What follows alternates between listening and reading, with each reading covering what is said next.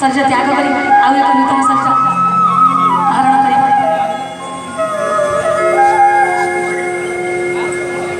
रंग माटिलो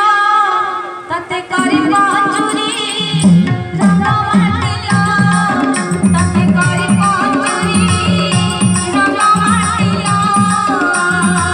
तहिरी राखी तहिरी राखी तहिरी राखी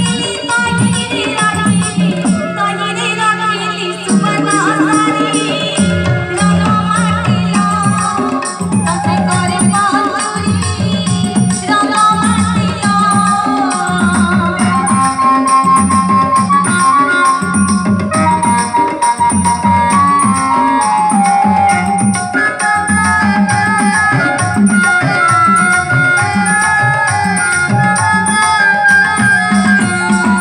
बेनी चढ़ी को अधरोदरी एनेरी समान पाई बेनी चढ़ी को अधरोदरी एनेरी समान पाई जणे तो पाइला जणे न पाइला जणे तो पाइला जणे न पाइला कौआ बिगुल मन रे रंग माटिलो तते करी पांचुरी रंग माटिलो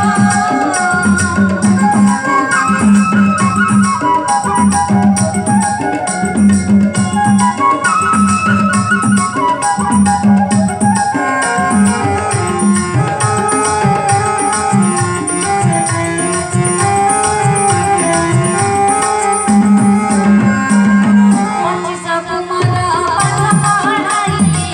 चाचा सारी खान सुनियार करे 25 कुमार पाठ पढ़ाई चाचा सारी खान सुनियार करे गुरु शिष्य दुही अंतर होई गुरु शिष्य दुही अंतर होई गुरु हेउचंती आपण माने समस्त जानिथिले गुरु हेउचंती हमर परमात्मा शिष्य होचंती हमर आत्मा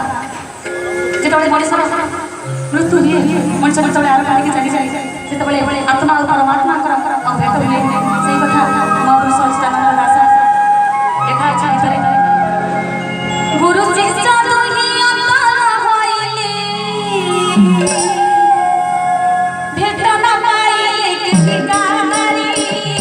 रंग माटिलो तते करी पांचुरी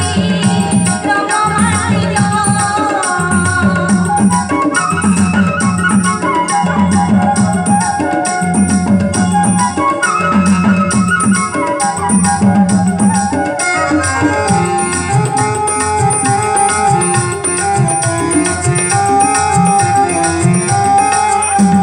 हेलो सोहिला मरुत बहिला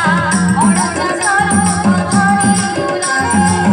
हेलो सोहिला मरुत बहिला ओडचा स्वरूप धरी उलासी सिंधु चुलिला मुड़ी कोला सिंधु चुलिला मुड़ी कोला जेतबे मनुष्य शेष समय आसे सेतबे समुद्र दिने हमर उछुले मनुष्य पित्त बात एकाठी हुए नाकरे कफ हुए पाटिरे कफ हुए तापर मनुष्य